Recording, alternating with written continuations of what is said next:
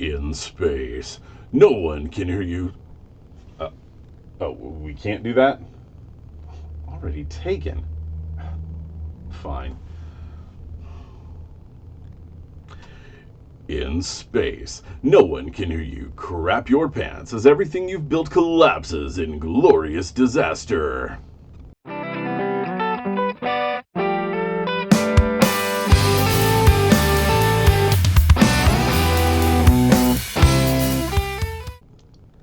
Hey folks, Kurt here with Elka Games. Today we're diving into Moon Colony Bloodbath, the delightfully sadistic engine building / engine losing card game where your greatest achievement might just be outlasting your neighbors. It's hands down one of my favorite titles in the collection, and it also was probably the hardest one to track down. I first encountered it at Geekway to the West, an annual game convention in St. Charles, Missouri, and all weekend I watched players return it to the Play and Win library only for someone else to snatch it up within seconds. And every single person returning it had that grin. You know the kind. It's the one you wear after laughing too hard for too long. We finally got our shot on the second night, and it did not disappoint. I knew instantly this game needed to be part of the collection. Unfortunately, I didn't win a copy at the convention, and no seller I could find anywhere in the US had one in stock. Eventually, I tracked down a copy from a retailer in the UK. Cue weeks of shipping stress, customs limbo, the existential dread of international tracking updates. But at long last, one eternity later, it arrived. And I'm happy to report the second playthrough and beyond lived up to every bit of the hype. But enough yammering, let's get this game set up and on the table. In Moon Colony Bloodbath, you are a scientist trying to lead a successful lunar colony. Or at least not have it end in catastrophic failure. To begin, choose one of the scientist mats, and then also take the 5 perk cards that correspond to that scientist.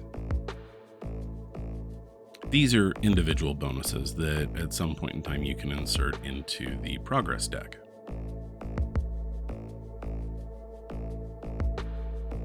On the mat, you will see the starting resources, which you assign to each character.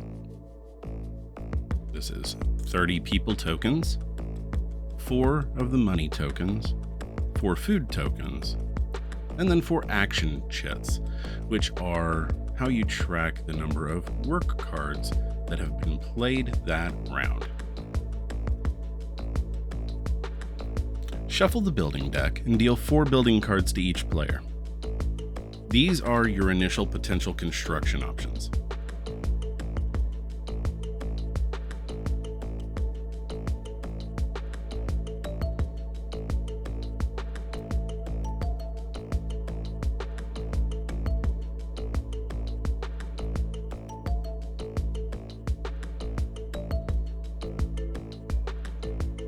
Then, take your twist deck and reveal 2 of the twist cards face up for everyone to see. You can insert those into the progress deck along with the initial starting cards, the 4 work cards and the 2 trouble cards.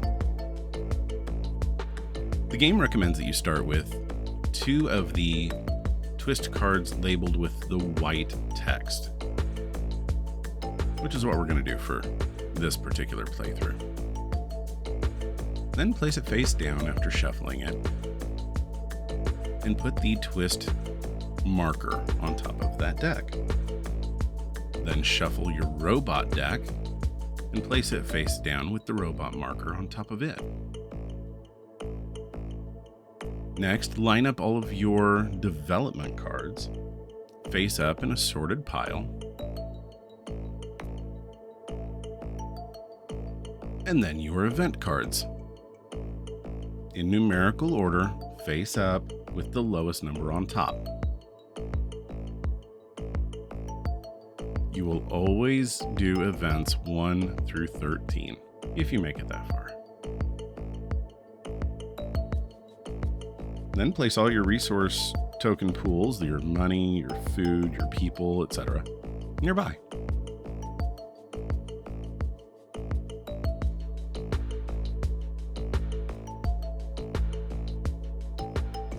Shuffle the progress deck for the first time and place it face down, ready to begin.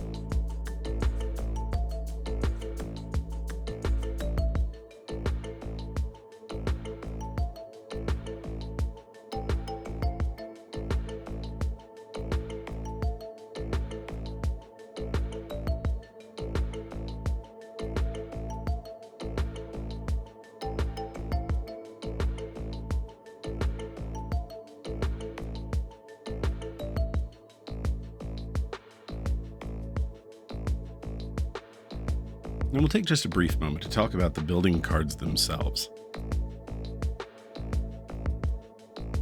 Each building card has a cost in the upper left-hand corner, which is represented by a number next to the money icon. And then a number of colonists that they provide to your colony in the upper right-hand corner. That's depicted by a number along with the people icon. When you build a building, you resolve any of the play effects immediately. So like gain a perk, modify one of your particular actions, and you place the building in your tableau. Many buildings have abilities triggered by specific actions. So when you mine, gain extra money, etc. These abilities are color-coded and can fire before or after you resolve your main action.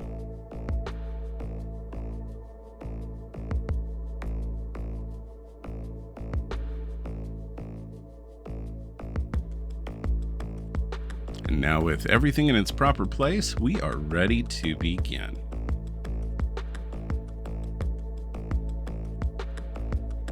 We'll start by flipping over the top card of the progress deck.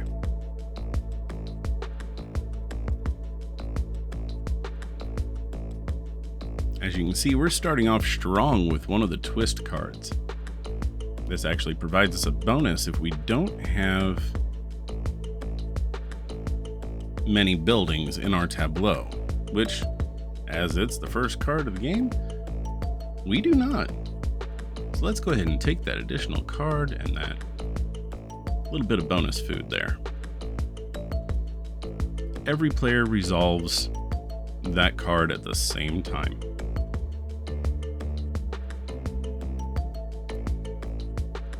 Now we flip the second card. This one is a work card. That allows us to take any of the actions that are on our player mat. So either mine, where we'd gain 4 money, farm, where we would gain 4 food, research, where you'd draw 2 building cards, restock, which would allow you to gain 2 resource boxes to place on your buildings. And it's important to note you decide which buildings get boxes. Or build. You play 1 building card from your hand by paying its money cost. And then after choosing which of the actions you're going to take, you move your action chit into one of the 4 central slots, indicating that that action is used this turn. You can choose the same action in later turns, no restriction, but each round is fresh after a shuffle.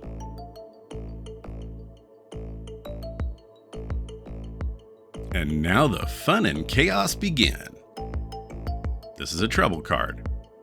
We have to add the next event to the deck.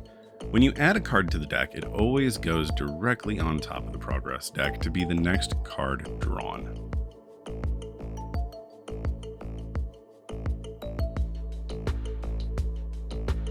with all of the events, there's a number of requirements that have to take place. Either, in this case, hunger, where you would spend 1 food token per each of your buildings. And then if you're not able to do that, lose a number of people. If you are able to meet that requirement, you gain a couple people. We have no buildings, so we meet that requirement. Let's gain those people. We're gonna need them. And just like that, chaos ensues. It's the second trouble card. So we'll add event number 2 to the progress deck. For this one, we add 1 of the building cards to our hand, and then discard 2 building cards. As long as we have the cards in our hand to be able to discard.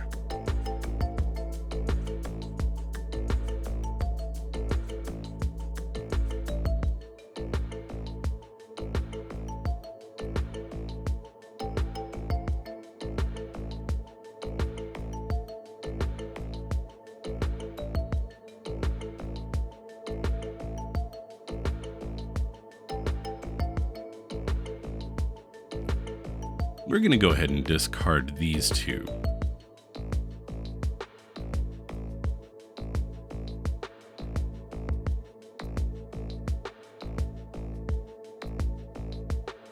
And now that everyone has resolved that card, we flip over the next card in the deck.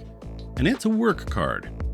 So like we said earlier, this is where you choose one of the 5 actions on your player mat there. For this particular one, we're going to build.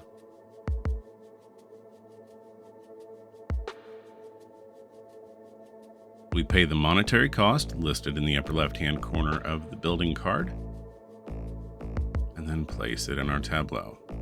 Usually that goes just directly below your player mat. It's an easy way to keep track of which perks you have available whenever those actions come up. Once everyone has resolved their actions, flip the next card. And this is another twist card. Twist cards have effects that generally affect all players. Some are optional, some forced. They mix up the flow. Event cards cause things like people losses, resource drains, robot intrusion, and so on. You must resolve all effects, which may include losing people, losing food, losing buildings, or adding a robot or development. Robot cards also trigger people losses, as the robots malfunction or revolt.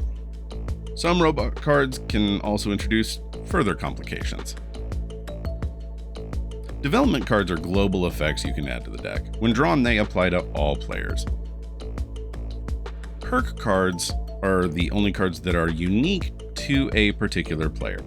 Only that player gets the effect. These are inserted into the progress deck when triggered, typically on a play add perk effect, or certain building cards that allow you to pay X amount of money in order to add a perk to the deck.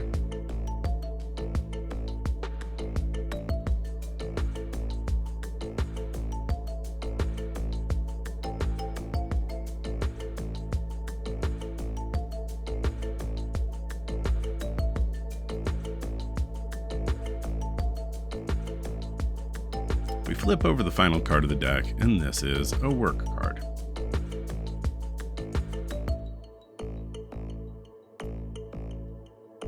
For our last action, we're going to mine and try to get a little bit more money built up.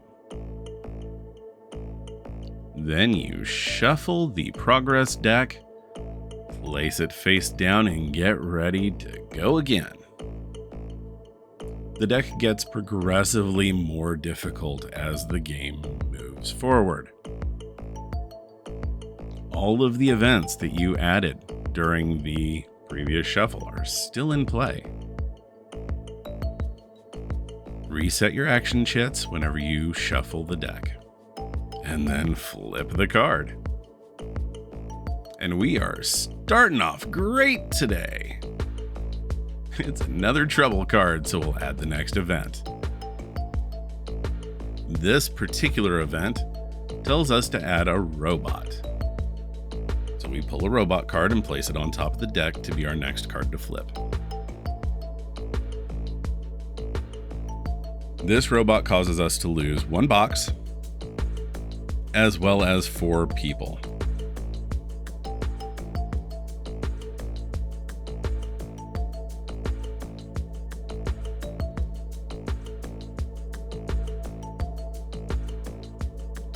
Now, when a card effect requires you to lose people, or your colonists, you first lose them from your map.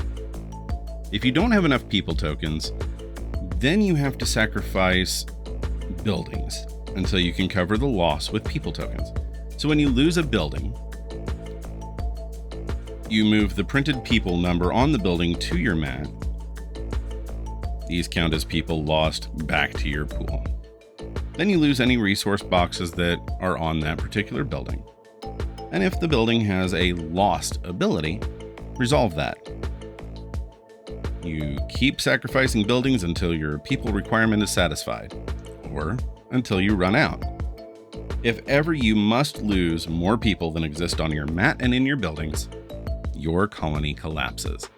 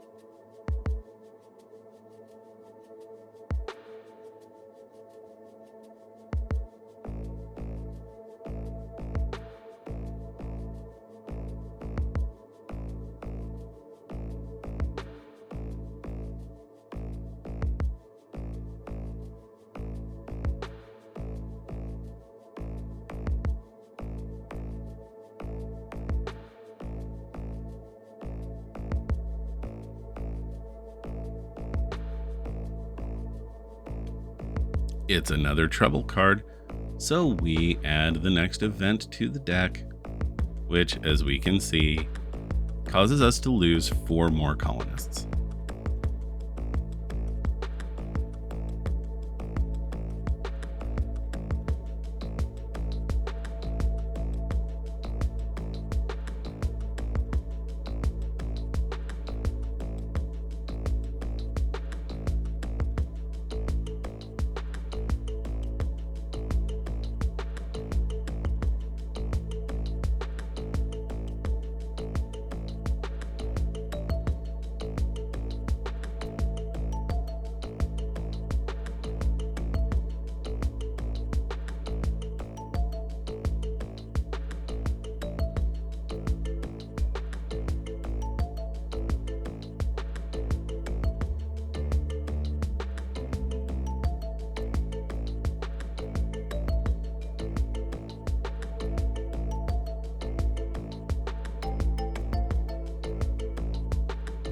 This particular building allows us, every time we build another building for our colony, to pay an additional amount to add a perk card.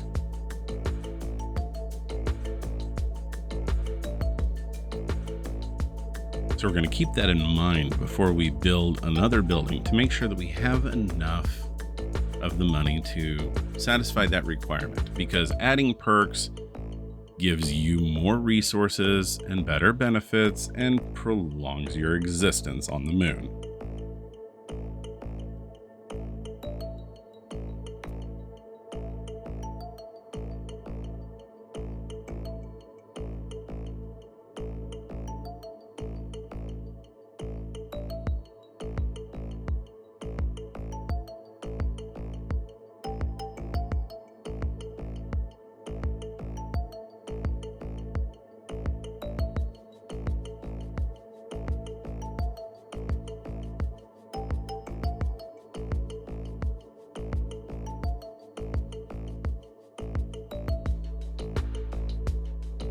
Today, and even veteran players make mistakes, I thought that I missed placing my action chit onto my mat whenever the last work card was played.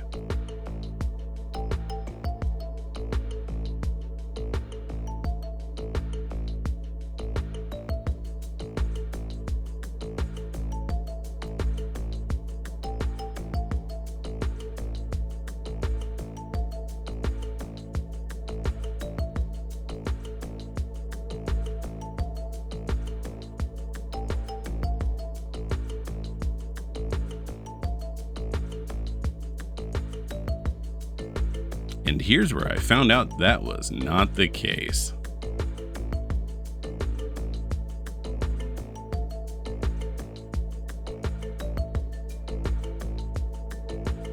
So it's important to note, no matter how many times you play a game or how experienced you are with it, there's always a chance you'll make a mistake forgetting something.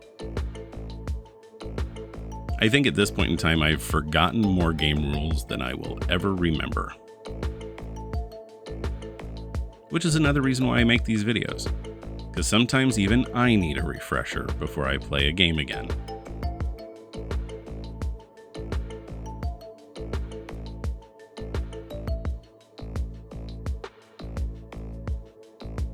And this one is a perk card, which, like we said, only benefits the player associated with that card. All of the other cards in the game affect all players equally.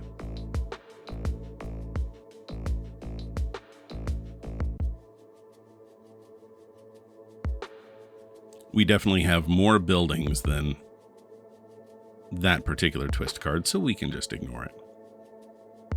And then on to an event. We satisfy the requirement, so we will pay all the food costs that are necessary, and then obtain a couple of people tokens.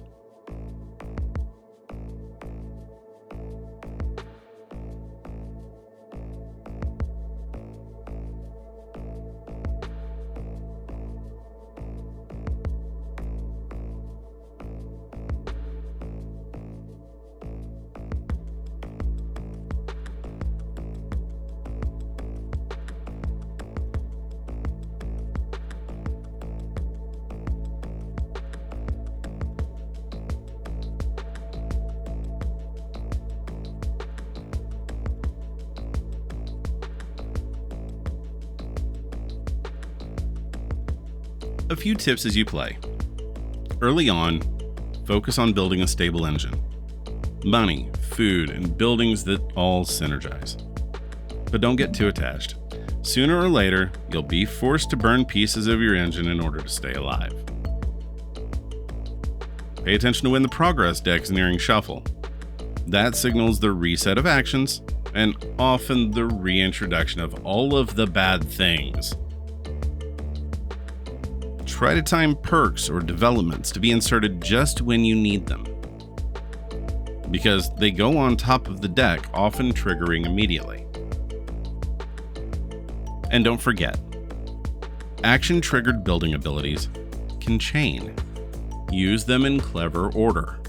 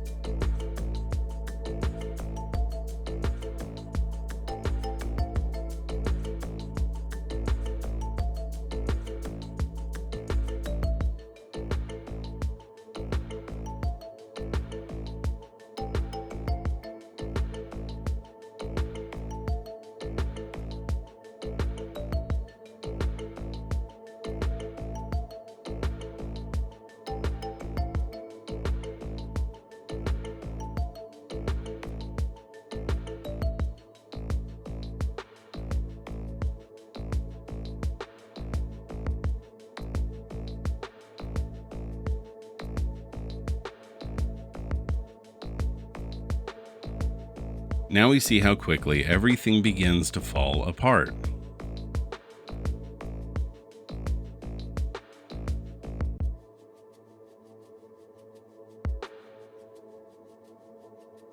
The engine falls apart so much faster than it ever gets built. And really, for me, that's one of the big joys of this game.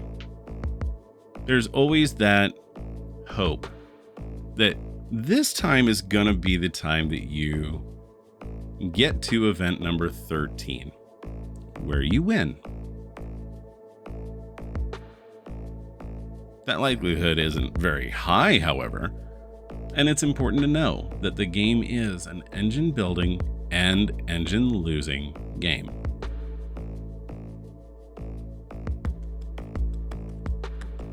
Winning is the exception. And for a lot of players, that's a hard thing to wrap their head around.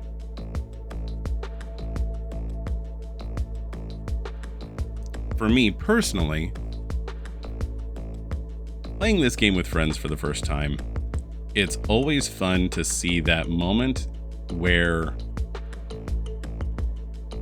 the hope literally leaves their eyes as the colonist losses ramp up so much faster than they ever expected.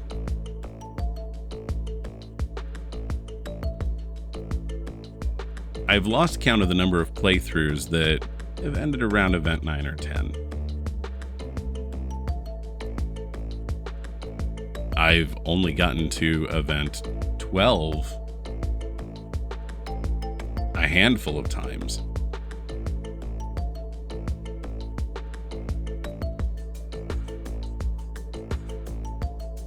I have yet to actually win this game.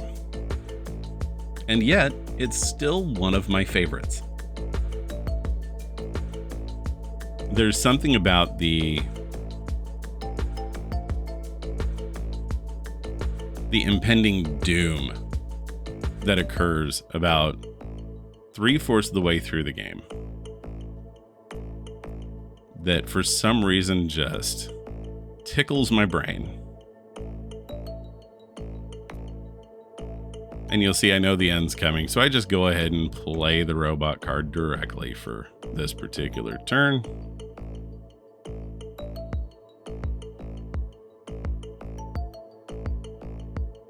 At this point, we're just prolonging the inevitable.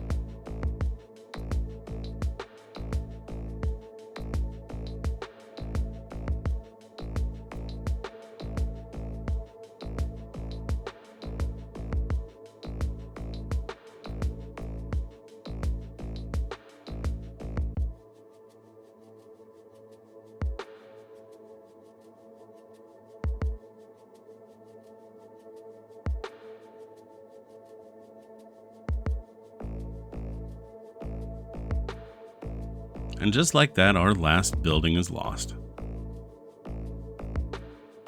The next robot card triggers our colony's collapse. The person whose colony collapses last wins the game.